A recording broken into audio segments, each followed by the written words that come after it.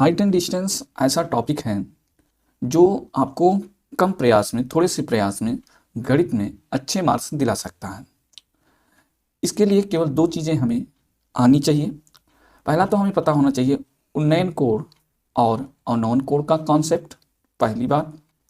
और दूसरी बात, हमें सारे ट्रिग्नोमेट्रिकल रेशियो की वैल्यूज पता होना चाहिए।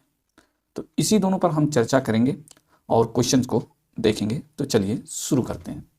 हेलो दोस्तों, welcome to my YouTube channel Surya classes. मैं हूं आशुतोष और मैं पढ़ाता हूं मैथ।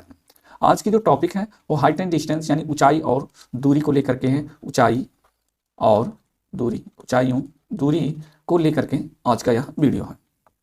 पॉइंट है हमें हाइट एंड डिस्टेंस पे ध्यान रखना है, वो है पाइथागोरस प्रमेय। पाइथागोरस प्रमेय क्या होता है? कर्ण का वर्ग बराबर आधार का वर्ग और लंब का वर्ग। अब ये कर्ण आधार लंब तो आप जानते ही होंगे अगर हाई स्कूल में है तो। फिलहाल नहीं जानते तो हम बताते हैं कि जब हम कोई समकोण त्रिभुज बनाते हैं,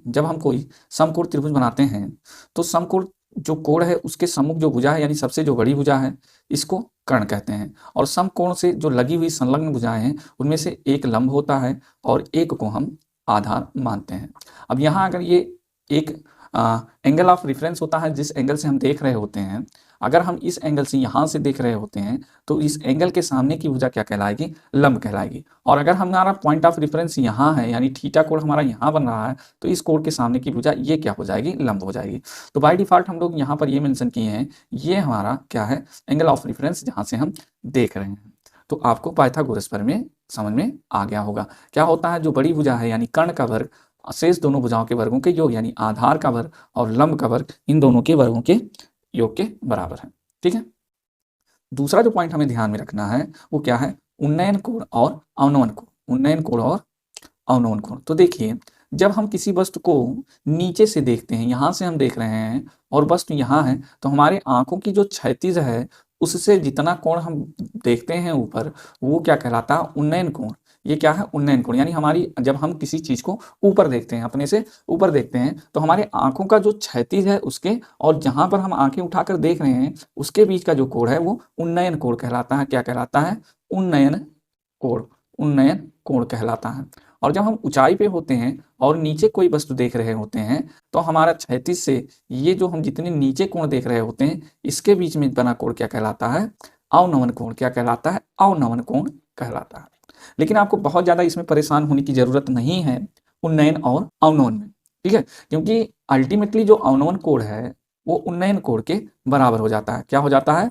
उन्नयन कोण के बराबर हो जाता है। तो इसलिए हमें अवनमन और उन्नयन में बहुत ज्यादा चिंतित होने की जरूरत नहीं है। ठीक है, तो अब हम चलते हैं अपने पहले क्वेश्चन की ओर। हमारा पहला क्वेश्चन जो है वो क्या कह रहा है कि भूमि के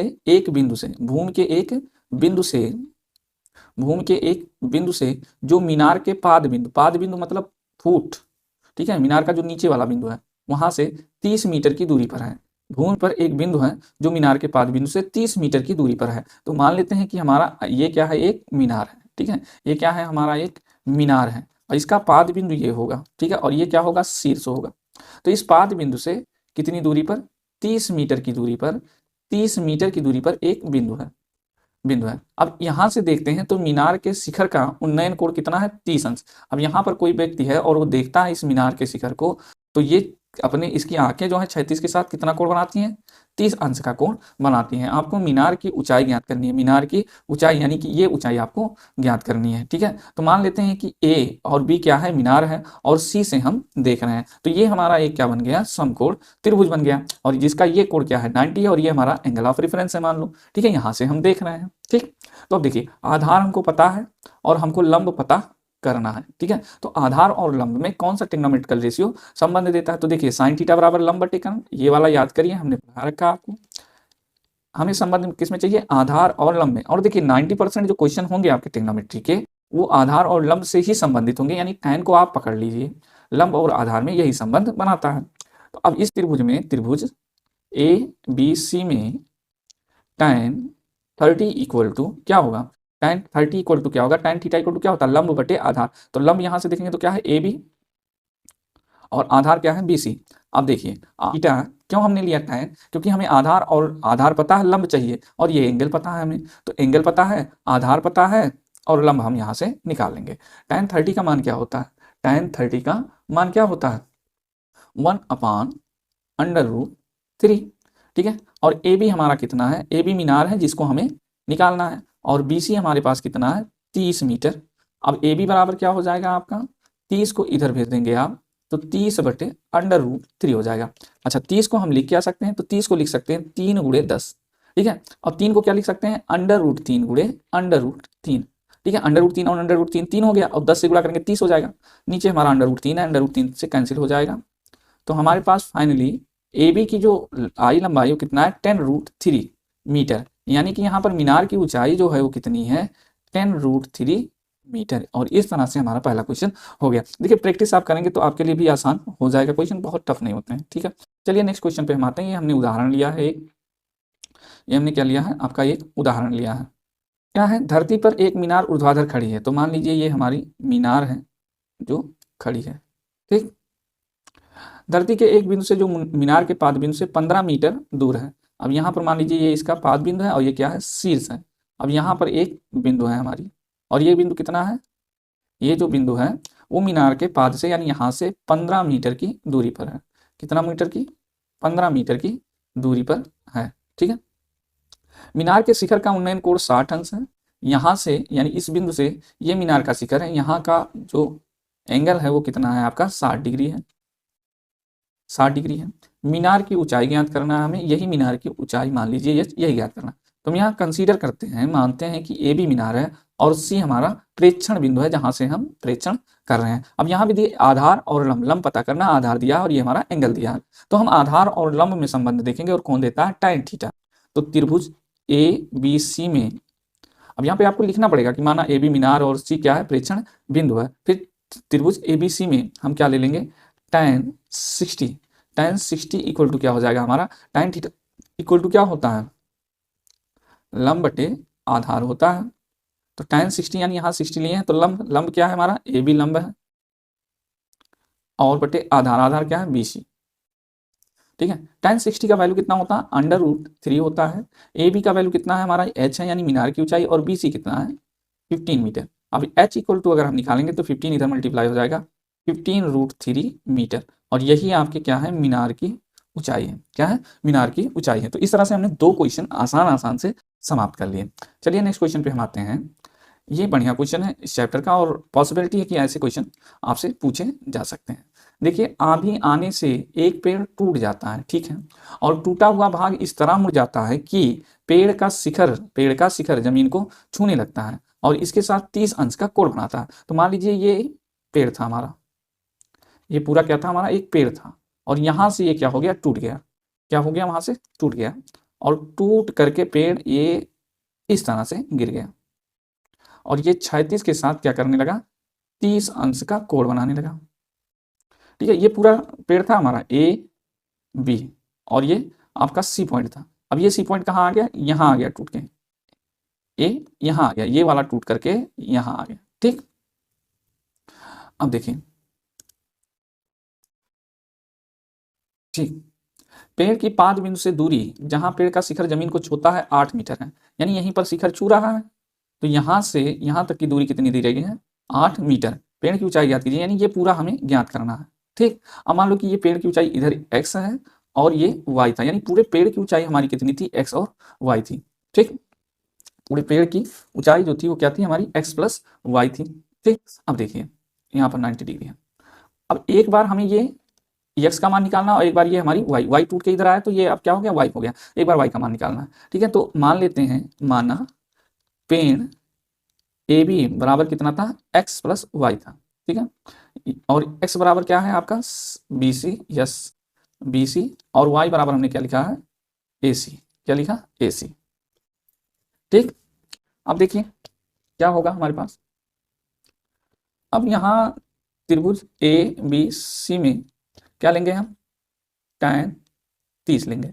तो tan 30 बराबर क्या होगा हमारा, tan 30 बराबर क्या होगा लंब बटे आधार होता है, यानी कि BC बटे आधार कितना हो जाएगा AB, ठीक है। tan 30 का मान कितना होता है 1/√3 बराबर BC कितना है हमारे पास, BC हमारे पास यहाँ से और यहाँ तक की जो दूरी है वो कितनी है x है, और बटे AB कितना है हमारे पास 8 है, यानी x बराबर अगर यहाँ से लिखना चाहें तो 8 उधर चला जाएगा, 8/√3। ठीक है, इसको इक्वेशन 1 मान लीजिए। पुनः फिर से त्रिभुज ABC में देखिए हमने ये पता कर लिया, लंब पता कर लिया। ठीक है, लंब हमें मिल गया है। अब हमें ये वाला भी दूरी चाहिए, यानी ये क्या है, कर्ण है, कर्ण भी चाहिए। तो यानी ऐसा ट्रिग्नोमेट्रिकल रेशियो हम लेंगे जो हमें कर्ण और आधार में संबंध बताए। तो कर्ण और आधार में संबंध बनाने के लिए कौन सा होता है, कर्ण और आधार में संबंध बनाने के लिए हमारा होता है कॉस। तो cos 30 बराबर क्या होता है, आधार, आधार बटे क्या हो जाएगा, कर्ण। ठीक है, आधार हमारे पास कितना है, AB, और कर्ण कितना है, AC। cos 30 का मान क्या होता है, √3/2। ठीक है, √3/2। AB का मान हमारे पास कितना है, 8 है, और AC का मान कितना है, y है। अब y को इधर ले जाओ तो y इधर आ जाएगा, तो 2 का 8 से गुणा हो जाएगा 16, √3 नीचे आ जाएगा। अब देखो ये सेकंड मान लो, अब x का मान हमें यहाँ पता चला और y का यहाँ, और पेड़ की लंबाई क्या होगी, x + y, इसलिए आप लिखेंगे पेड़ की लंबाई कितना, x + y बराबर कितना हो जाएगा, 8/√3 + 16/√3। नीचे √3 है तो नीचे √3 ही रहने दीजिए, ऊपर 16 और 8 जुड़ जाएगा, तो कितना हो जाएगा, 24। आप चाहिए तो परमीकरण कर दीजिए, √3 से नीचे ऊपर गुणा, तो ये हो जाएगा 24√3/3 कट जाएगा, 8 आ जाएगा। टोटल कितना हो गया, 8√3 मीटर। इसका क्या हो जाएगा, फाइनल आंसर। यानी इस पेड़ की ऊंचाई जो है कितना है, 8√3 मीटर। ठीक है, ये आपका फाइनल आंसर होगा। तो अगर आपने ध्यान से देखा होगा इन तीनों क्वेश्चंस को, तो आपको पता चला होगा कि इसमें केवल और केवल जो खेला है वो ट्रिग्नोमेट्रिकल रेशियोज का है, और हमें ये समझना है केवल कि हम क्या लेंगे, यानी जो हमने 6 ट्रिग्नोमेट्रिकल रेशियो पढ़ रखे हैं उसमें से क्या लेंगे और क्या लेंगे। इसमें भी हमने आपको हिंट दिया हुआ है कि देखिए क्या पता है और क्या पता करना है। जो पता है और जो पता करना, उन्हीं दोनों के बीच में हम संबंध लेते हैं, ऐसा ट्रिग्नोमेट्रिकल रेशियो चूज करते हैं जो उन्हीं दोनों के बीच में संबंध देते हैं। चलिए इसी पर एक क्वेश्चन हम और कर लेते हैं, एक क्वेश्चन हम और कर लेते हैं। हमारा आपके चैप्टर से ही है क्वेश्चन नंबर 5। कितना, क्वेश्चन नंबर 5 लेते हैं। देखिए क्या है, भूमि से 60 मीटर की ऊंचाई पर एक पतंग उड़ रही है। यहाँ पर मान लीजिए एक पतंग उड़ रही है जिसकी ऊंचाई कितनी है, भूमि से 60 मीटर। कितनी ऊंचाई है, 60 मीटर की ऊंचाई पर एक हमारी पतंग उड़ रही है, ऐसे मान लीजिए। पतंग में लगी डोरी को अस्थायी रूप से भूमि के एक बिंदु से बांध दिया जाता है। अब इस डोरी को मान लीजिए कि यहाँ से बांध दिया गया है। ठीक है, भूमि के साथ डोरी का झुकाव कितना, 60 अंश। अब ये रहा आपका भूमि और इसका झुकाव यहाँ पर कितना है, 60 डिग्री है। या मानकर कि डोरी में कोई ढील नहीं है, तो इसका कोई मतलब ही नहीं है कि डोरी में ढील हो। ढील क्यों, कैसे, अगर मान लीजिए यहाँ पतंग होगा तो ऐसे ऐसे पतंग जाती है ना, तो ये जो नीचे है ये नहीं है इसमें। ठीक है, बिल्कुल तना हुआ है। डोरी की लंबाई ज्ञात कीजिए, यानी कि ये आपको फाइंड करना है। अब मान लीजिए ए पतंग है और बी कोई भूमि पर बिंदु है जहां से बांधा गया था, और सी हमारा ये आधार है। ठीक है, हमको देखिए अब यहीं पर आप जो मैंने कहा ठीक लगाने के लिए कि क्या हम चुनेंगे, कौन सा ट्रिग्नोमेट्रिकल रेशियो चुनेंगे, तो यही डिसाइड करना है। देखिए हमें लंब पता है, लंब पता है, और कर्ण क्या करना है, पता करना है। तो लंब और कर्ण में कौन ट्रिग्नोमेट्रिकल रेशियो देता है, तो हमने कहा था ये LAL/KKA। 3 हमें यहीं पे मिल जाते हैं, साइन कॉस टैन। साइन लंब बटे कर्ण, हमको चाहिए लंब बटे कर्ण ना। देखिए लंब और कर्ण में संबंध चाहिए, आधार से कुछ लेने देना नहीं, लंब दिया है कर्ण चाहिए, तो इन्हीं दोनों में हमें संबंध निकालना है। तो लंब और कर्ण में संबंध कौन देगा, हमारा पहला ही साइन थीटा। ठीक है, तो हम ले लेते हैं त्रिभुज ABC में साइन 60। तो साइन थीटा इक्वल टू क्या होता है, लंब बटे कर्ण। लंब बटे क्या होगा, कर्ण होगा। तो लंब यहाँ पर कितना है, लंब है AC, और कर्ण हमारा कितना है AB। साइन 60 का वैल्यू जो होता है वो √3/2 होता है, √3/2 होता है साइन 60 की वैल्यू। और AC का मान कितना है हमारा, AC हमारे पास कितना दिया, 60। और AB हमें क्या करना है, AB ये वाला फाइंड आउट करना है, AB। अब AB का मल्टीप्लाई इधर करेंगे तो AB इधर चला गया, 2 इधर मल्टीप्लाई होगा तो 60 × 2 हो गया, √3 फिर नीचे आ जाएगा, √3 हो जाएगा। अब चाहिए तो नीचे रूट नहीं चाहिए तो इसका परमीकरण भी कर दीजिए। अब देखिए 60 दूना 120√3 और बटे √3 कितना हो गया, 3 काट दीजिए, 3 चौक 12 40 आ गया। हमारे पास कितना बचा, 40√3। तो ये हमारी जो डोरी की लंबाई है AB यहाँ से लेकर के यहाँ तक वो कितना है, 50√3 मीटर। ठीक है, तो दोस्तों इस तरह से एक क्वेश्चन हम और देखते हैं।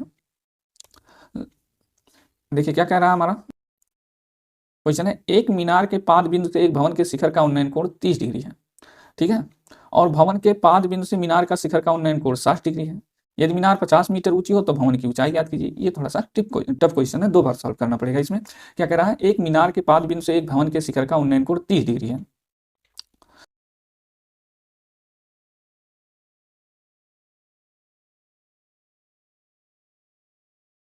अब ये देखिए,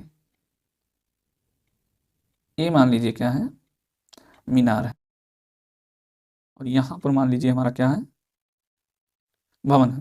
क्या कह रहा है, एक मीनार के पाद बिंदु से एक भवन के शिखर का उन्नयन कोण 30 है। अब ये मीनार के पाद बिंदु से इस भवन के शिखर का जो उन्नयन कोण है ये कितना है, 30 डिग्री है। और भवन के पाद बिंदु से मीनार के शिखर का उन्नयन कोण 60 अंश। अब ये भवन है, इसका पाद बिंदु ये है, तो इसके जो मीनार का उन्नयन कोण है वो कितना है, 60 डिग्री। ये 30 डिग्री और ये 60 डिग्री। ठीक है, तो मीनार की ऊंचाई कितनी है, 50 मीटर। तो भवन की ऊंचाई ज्ञात कीजिए।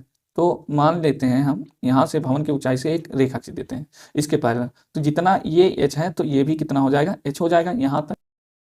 ठीक है, मान लेते हैं कि भवन की ऊंचाई कितना है, h है, ये भवन है, इसकी ऊंचाई h है, तो इधर भी क्या हो जाएगा, इतना h हो जाएगा। तो इतना कितना बचेगा बताइए। देखिए यहाँ से मान लीजिए ए बी सी और डी, ए बी मीनार है और सी डी भवन है। अगर ये यहाँ से और यहाँ पर एक पॉइंट क्या है, ई है।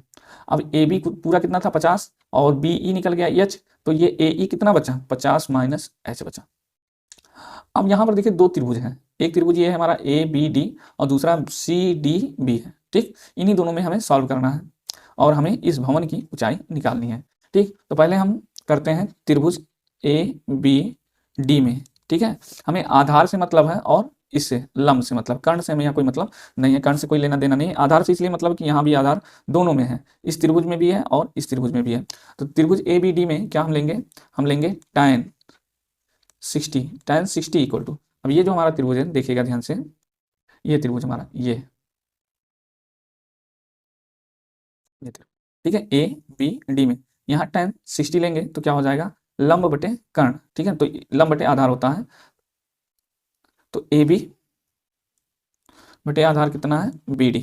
tan 60 का जो मान होता है वो होता है √3 और ए बी का हमारे मान कितना है 50 और बी डी हमें पता नहीं है, बी डी का बारे में कुछ नहीं दिया है, तो बी डी उधर चला जाएगा 50 और √3 नीचे आ जाएगा √3, यानी बी डी का मान हमने ज्ञात कर लिया कितना है 50 बटा √3।